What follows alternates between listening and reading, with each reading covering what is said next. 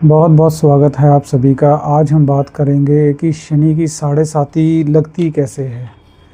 आपने भी सुना होगा कि शनि की साढ़े साती लगने वाली है, या किसी पंडित जी से आपने पूछा होगा। तो आज मैं बताऊंगा कि यह साढ़े साती लगती कैसे है। ये देखिए, ये एक हॉरोस्कोप बना लेते हैं।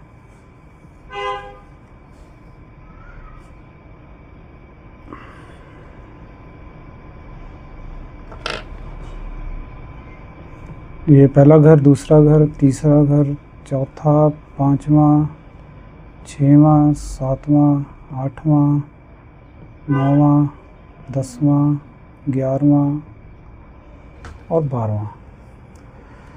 तो अब होता क्या है कि जब शनि गोचर करता हुआ हमारी जन्म राशि के ऊपर आता है, जैसे सपोज़ अब किसी का चंद्रमा यहीं पे बैठा है फर्स्ट हाउस में, तो ये उसकी जन्म राशि हो गई। तो ये मेष राशि इस जातक की जन्म राशि हो गई। अब शनि यहाँ से गोचर करता हुआ जब यहाँ पे पहुँचेगा तो इसका मतलब है कि इसकी साढ़े साती शुरू हो गई। अब होता क्या है कि शनि हर हाउस को कवर करने के लिए 2.5 साल लेता है।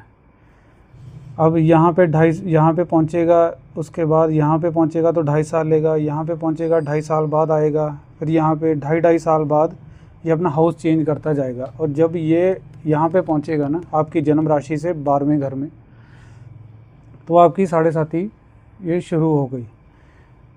अब जब साढ़े साती आपकी शुरू होती है ना, तो आपके ये कुंडली के जितने भी हाउसेज हैं ये सारे के सारे डिस्टर्ब हो जाते हैं।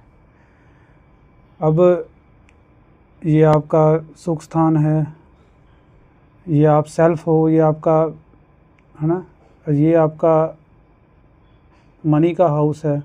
ऐसे ये सारे के सारे हाउस आपके डिस्टर्ब हो जाते हैं। आपका मनी मैटर भी डिस्टर्ब हो जाएगा, आपका सुख भी चला जाएगा, आपकी सेहत भी ख़राब रहनी शुरू हो जाएगी। तो ये शनिदेव हमारे साथ साढ़े साती में करते हैं। अब जैसे इस कुंडली की अगर एग्जांपल ली जाए तो यहाँ पे शनि 12th हाउस में बैठे हैं। अब 12th हाउस जो है वो हमारे खर्चों का हाउस है। अब जब शनि यहाँ पे बैठेंगे तो पहले तो आपके एक्सपेंसेस में बढ़ोतरी करेंगे, एक्सपेंसेस। अब शनि की ना 3 दृष्टियाँ होती हैं, 3, 7 और 10। अब यहाँ पे बैठेंगे, पहले तो इन्होंने आपके एक्सपेंसेस बढ़ाने हैं। अब इनकी पहले बात करेंगे तीसरी दृष्टि की। अब यहाँ से बैठ के जब ये तीसरी दृष्टि मारेंगे, यहाँ से काउंट करेंगे 1 2 3। अब आपका जो मनी वाला हाउस है ना, अब ये इसको भी डिस्टर्ब करना शुरू करेंगे। आपके खर्चे बढ़ेंगे।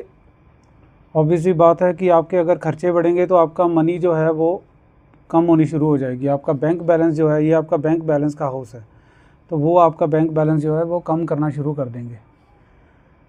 तो अब ये तीसरी दृष्टि की बात होगी। अब हम बात करेंगे 7वीं दृष्टि की। 7वीं दृष्टि ये देखिए 1 2 3 4 5 6 7, 7वीं दृष्टि इनकी यहाँ पे पड़ी। ये हाउस होता है रोग, कर्जा और शत्रु का।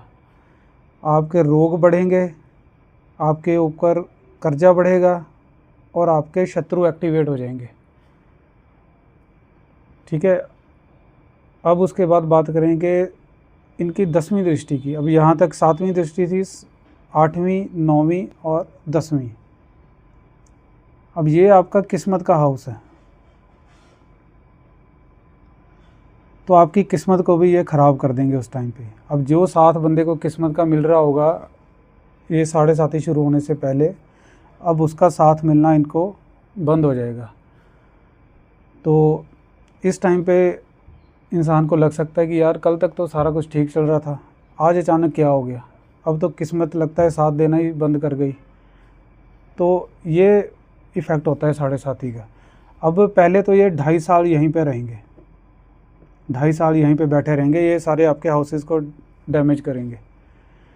फिर उसके बाद आएंगे यहाँ पे। जब ये 2.5 साल यहाँ पे का, ये फर्स्ट फेज़ होता है, फर्स्ट फेज़। इसको बिल्डअप स्टेज भी बोला जाता है कि अभी साढ़े साती की अभी तो शुरुआत है। ठीक है, अब इन्होंने शुरू कर दिया सारा कुछ, ये आपके हाउस डिस्टर्ब कर दिए। यहाँ से जब 2.5 साल कवर करने का, अब जब यहाँ पे पहुँचेंगे तो ये आपका होगा सेकंड फेज़। अब ये सेकंड फेज़ जो है ना, ये सबसे टफ़ माना जाता है। अब टफ़ क्यों माना जाता है? एक तो यहाँ पे आपका चंद्रमा है। अब चंद्र और शनि का जब मेल होगा ना, तो ये विष दोष बनेगा, विष दोष।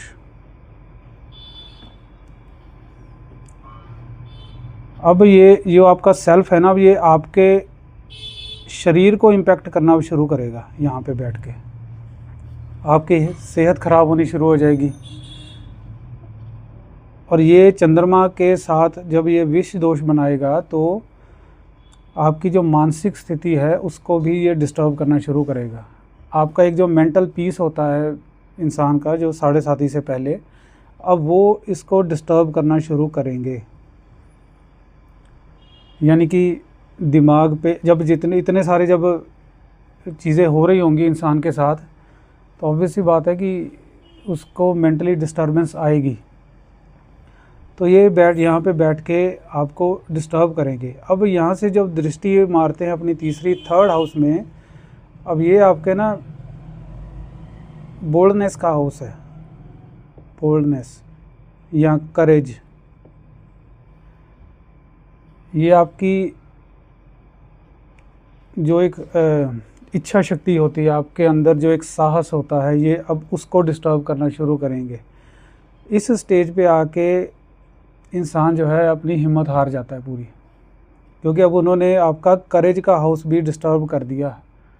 जब इंसान के अंदर हिम्मत नहीं रहेगी तो जो सिचुएशंस ये बन रही होंगी उनसे लड़ना इंसान के लिए बहुत मुश्किल हो जाता है इस टाइम पे। ठीक है, 7वीं दृष्टि कहाँ पड़ी? यहाँ पे सीधी। ये आपका स्पाउस का हाउस है, पार्टनरशिप का हाउस है। अब अगर तो इंसान कोई बिज़नेस कर रहा होगा तो उसका जो पार्टनरशिप बिज़नेस अगर किसी के साथ पार्टनरशिप में कर रहा होगा, उसके पार्टनर के साथ उसकी बिगड़नी शुरू हो जाएगी।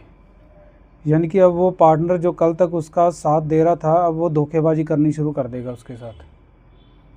यही हाउस आपके स्पाउस का भी है, तो हो सकता है हस्बैंड वाइफ में कोई लड़ाई झगड़े होने शुरू हो जाएं।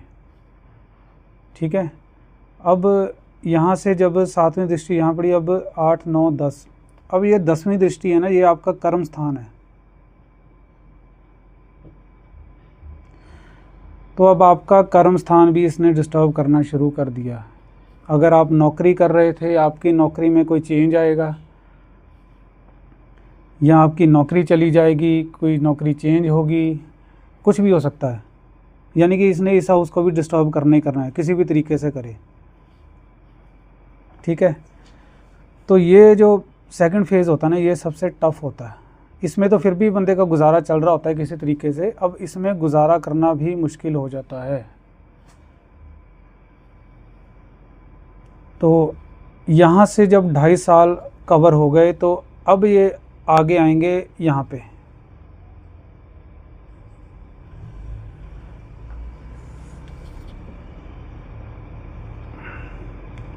अब यहाँ बैठेंगे आके। बैंक बैलेंस तो पहले ही इन्होंने डिस्टर्ब करना शुरू कर दिया था। अब आपका बैंक बैलेंस बिल्कुल ही ज़ीरो पे आ जाएगा, यहाँ पे बिल्कुल ख़त्म।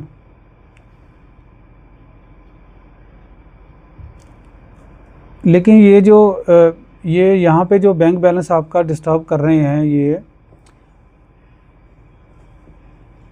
यहाँ पे, और बैंक बैलेंस डिस्टर्ब करने के बाद अब इनकी अगली दृष्टि आएगी यहाँ से, ये आपके सुख स्थान पे। आपका सुख भी डिस्टर्ब होना शुरू हो गया। ठीक है, अब उसके बाद इनकी 7वीं दृष्टि पड़ेगी यहाँ से, काउंट कर लेते हैं, 1, 2, 3, 4, 5, 6, 7। ये आपका आयु का स्थान है, ये आपका सडननेस का स्थान है, यानी कि कुछ भी सडन इवेंट जो हमारी लाइफ में होते हैं वो इसी हाउस से देखे जाते हैं।